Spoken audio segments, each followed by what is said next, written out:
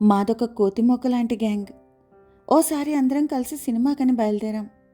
Road మీదకి రాగానే దడేల్మని పెద్ద శబ్దం. మేం నిల్చున్న చోటు నుంచి కొద్ది దూరంలో 2 వాహనాలు ఢీకొన్నాయి. పరిగెత్తుకుంటూ వెళ్ళాం. అక్కడి దృశ్యం చాలా భయంకరంగా ఉంది. వెహికల్ మీద ఉన్న 2 భార్యాభర్తలు స్పాట్లోనే చనిపోయారు. వాళ్ల బాబు తల్లిదండ్రుల శవాల దగ్గర గుక్క పెట్టి ఏడుస్తూ ఉంటే నాకు కన్నీళ్ళు ఆగలేదు. నేనెళ్ళి వాణ్ణి ఎత్తుకున్నాను. కాసేపటికి పోలీసులు వచ్చారు. సాయంత్రమైనా వాళ్ళకి సంబంధించిన వాళ్ళు రాలేదు.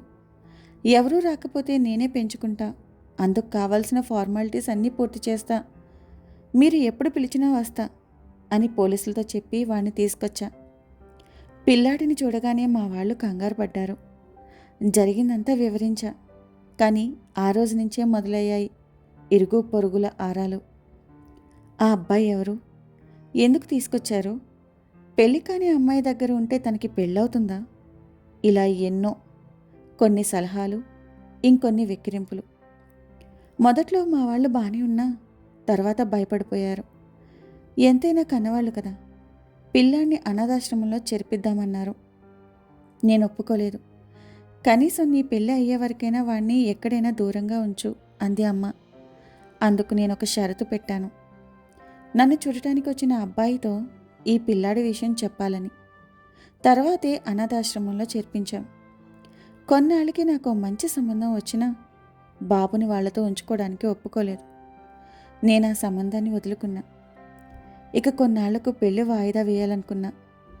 ఏమాత్రం తీరిక దొరికినా వెళ్ళి బాబుతో ఆడుకునేదాన్ని. కొన్నాళ్ళకి ఆఫీస్ ప్రాజెక్ట్ వర్క్ కోసం ముంబైకి వెళ్ళా. బొడ్డోడిని వదిలి వెళ్తూ ఉంటే చెప్పలేనంత దిగులు. అయితే అక్కడే నా జీవితం మరో మలుపు తిరిగింది.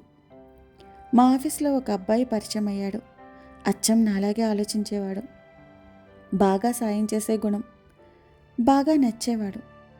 తను నాకు దగ్గరవడానికి చేసే ప్రయత్నాలు గమనిస్తూనే ఉన్నా. తీరా నేను తిరిగి వెళ్ళిపోవాల్సిన సమయం వచ్చేసింది. సెండ్ ఆఫ్ ఇవ్వడానికి అంతా వచ్చారు. నా కళ్ళు మాత్రం అతడి కోసం వెతుకుతున్నాయి. ఇంతలో ఎక్కడి నుంచి ప్రత్యక్షమయ్యాడో నా ముందుకొచ్చి నిల్చున్నాడు. ఓ గులాబీ నా చేతిలో పెట్టి, నా జీవితాన్ని కడదాకా నీతో కలిసి ప్రయాణించే అవకాశం ఇస్తావా అన్నాడు. నేను సిగ్గులు మొగ్గయ్యా. విషయం ఏమిటంటే తనది హైదరాబాదే.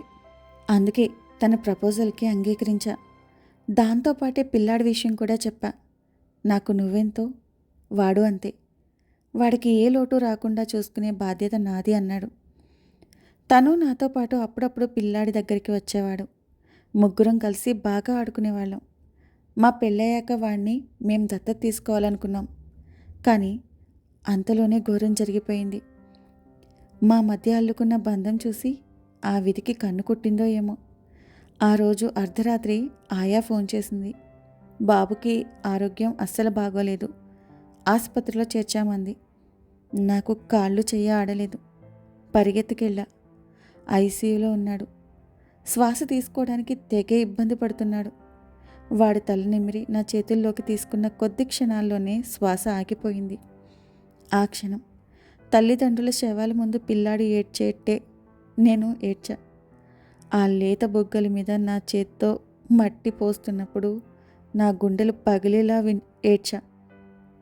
రోజులు నెలలు గడిచినా వాడి ముఖమే గుర్తొచ్చేది. తప్పనిసరి ఆఫీస్కి వెళ్ళాను. వాడు అరిచినట్టు, మాట్లాడినట్టు, నన్ను ప్రేమగా కౌగిలించుకున్నట్టు కళ్ళ ముందు దృశ్యాలు కదిలేవి. ఆ డిప్రెషన్లో ఉన్నప్పుడు నాకు కాబోయే భర్త కంటికి రెప్పలా చూసుకున్నాడు. నా కోసం ఎన్నో నిద్రలేని రాత్రులు గడిపాడు. నన్ను వాడి ఆలోచనల నుంచి బయటపడేసే ప్రయత్నం చేశాడు. ఇంత మంచి అబ్బాయి నా జీవితంలోకి వస్తున్నాడని సంతోషించాలా? ప్రాణం అనుకున్నవాడు దూరం అయ్యాడని ఏడవాలా? ఏమీ అర్థం కావడం లేదు. అయినా తన తోడ్పాటుతో ఇప్పుడిప్పుడే కోలుకుంటున్నా. మనకి అత్యంత ఇష్టమైన వ్యక్తులు ఏదో ఒక రూపంలో మన జీవితంలోకి మళ్ళీ వస్తారని చెప్తూ ఉంటారు కదా.